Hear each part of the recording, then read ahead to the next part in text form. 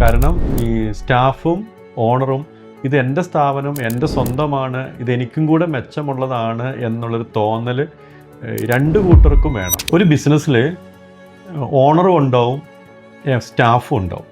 എൻ്റെ കാഴ്ചപ്പാടിൽ അങ്ങനെ രണ്ട് വിഭാഗം ഇല്ല.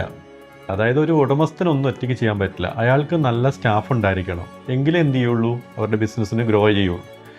അപ്പോൾ ശരിക്കും ഒരു കൂട്ടായ പ്രവർത്തനം, ഒരു കൂട്ടായ്മ ഒരു ബിസിനസ്സിൽ വരണം. കാരണം ഈ സ്റ്റാഫും ഓണറും ഇത് എൻ്റെ സ്ഥാപനം, എൻ്റെ സ്വന്തമാണ്, ഇതെനിക്കും കൂടെ മെച്ചമുള്ളതാണ് എന്നുള്ളൊരു തോന്നൽ രണ്ട് കൂട്ടർക്കും വേണം. ഇത് എൻ്റേത് സ്വന്തമാണ് എന്ന് രണ്ടുപേരും ചിന്തിച്ചു കഴിഞ്ഞാൽ അവിടെ ചെയ്യുന്ന വർക്കിന് ആത്മാർത്ഥത കൂടും. അങ്ങോട്ടും ഇങ്ങോട്ടും ഒരു സഹകരണ മനോഭാവവും സ്നേഹമൊക്കെ കൂടും.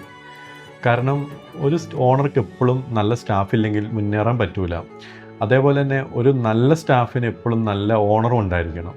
പക്ഷേ അതിൻ്റെ അകത്ത് ആ വേർതിരിവ് അങ്ങ് മാറ്റി ഒരുമിച്ച് വർക്ക് ചെയ്യുക എന്ന് പറയുന്ന ഒരു മെൻറ്റാലിറ്റിയിലോട്ട് വന്നു കഴിഞ്ഞാൽ ആ ബിസിനസ്സിലൊരു ഐശ്വര്യം ഉണ്ടാകും എന്നാണ് എനിക്ക് തോന്നുന്നത്.